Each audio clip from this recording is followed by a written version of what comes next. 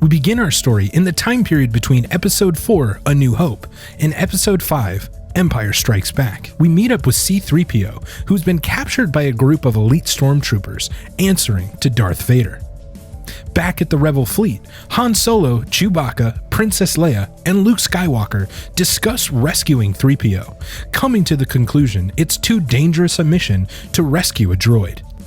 Meanwhile, while piloting an X-Wing by himself, droid R2-D2 shoots off into hyperspace to rescue his friend. While Luke waits for minor repairs to be done to his own X-Wing to go after the droid, he begins reading from the journal of Obi-Wan Kenobi. During the time around Episode 1, Phantom Menace, roughly 32 BBY, a young Force user is held against his will, trapped in a cage, while his captors await a Jedi seeking ransom for the boy. The captors burst out in laughter as a small green Jedi approached them. Find this humorous? I do not. Come for the boy, I have.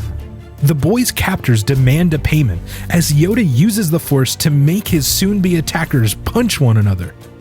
In an instant, Yoda incapacitated the captors, freeing the small Force-sensitive boy. Arriving back at his ship, Yoda met with Qui-Gon Jinn and Padawan Obi-Wan Kenobi, asking them to take the boy back to the Jedi Temple on Coruscant. Feeling a disturbance in the Force, Yoda set off on a new mission. Following the call, Yoda found himself on an uncharted, dark and dreary planet surrounded by a dense asteroid belt. Upon his arrival, Yoda was greeted by a savage group of young children. In the second installment of the comic series, issue number 27, Yoda attempted to calm the aggressive children, announcing his arrival was to help. Using the Force, Yoda blocks the oncoming spears, curious to their makeup of Force energy. The children, seeing his use of the Force, change their opinion of the small green creature, calling him the Deliverer, treating the Jedi like a god. The children take Yoda to a temple they had built in a place known as Mucktown. Here, several children meditate around a blue rock made up of the same material from the spear tips. They explain to Yoda that a nearby tribe, the Rockhawkers, continue to chip away these rocks from a nearby mountain, draining what they refer to as stone power.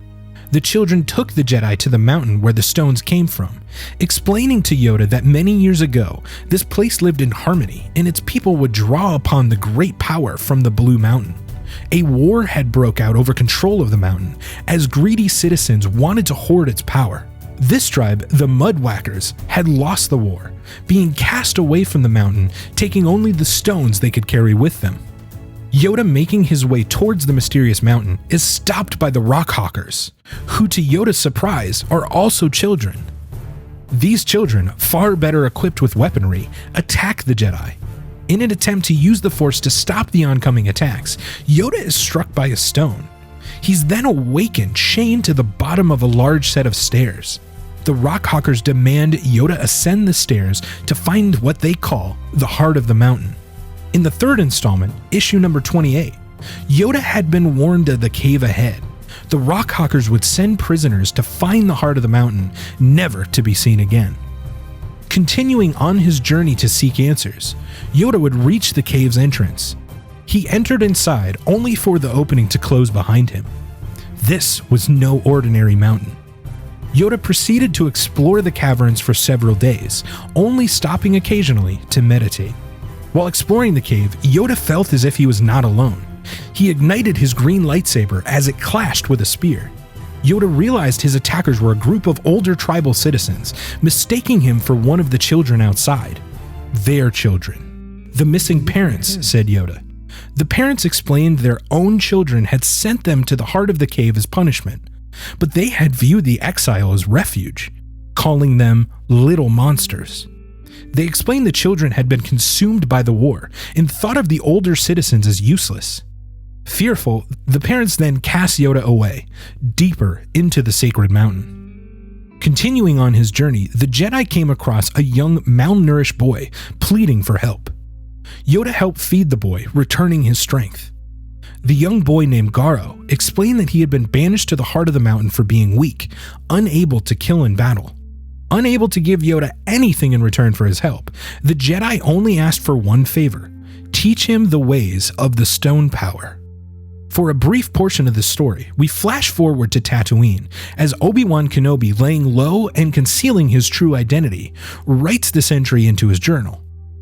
A man approaches Obi-Wan, referring to him as a Jedi, and revealing the same head markings that Garo had when Yoda met him upon the mountain. Flash forward even more, we return to Luke Skywalker reading Obi-Wan's journal, recognizing the drawing of Garo's symbol. Luke then sets a course for the Vegadar system. Back with Yoda in 32 BBY, Garo trains the Jedi, using a blindfold to cover his vision, hurling stones toward him. Connecting with the mountain, Yoda came to the great realization: the mountain was not just alive with the Force, the mountain was alive itself. Garo and Yoda had located the heart of what they once believed to be a mountain, now a living creature. Connecting with the heart of the creature, Yoda realized it was clinging on to life. For 9 days, Garo and Yoda meditated with the mountain, seemingly allowing it to heal itself. Communicating with the healed creature, Yoda felt its history.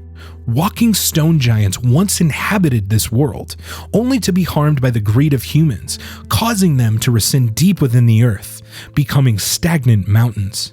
The creature began spewing lava, awakening, and opened up to reveal the outside world to Yoda and Garo.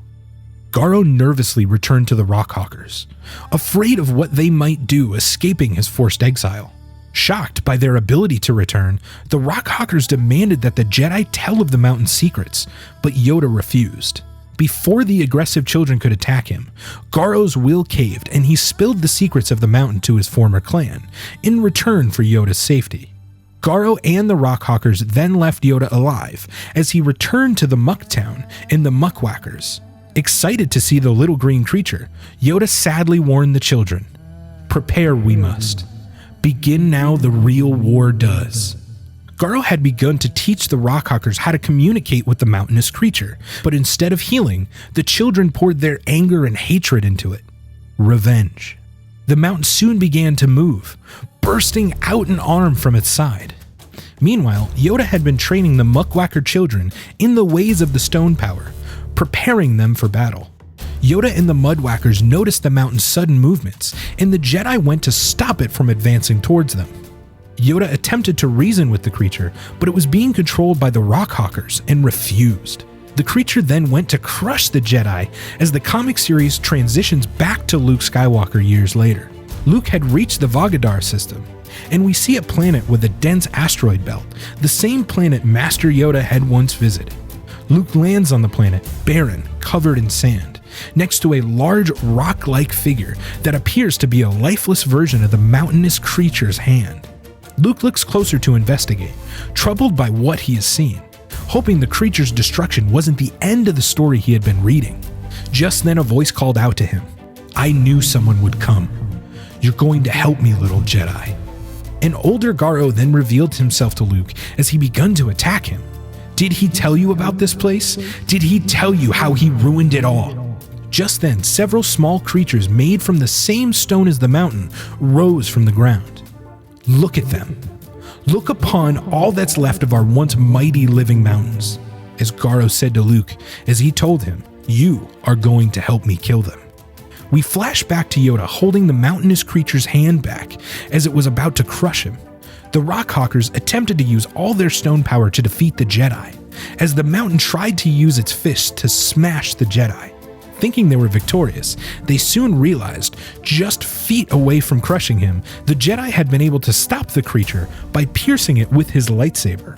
Yoda force-pushed the giant creature backwards as the ground began to shake and more mountainous creatures rose from the ground.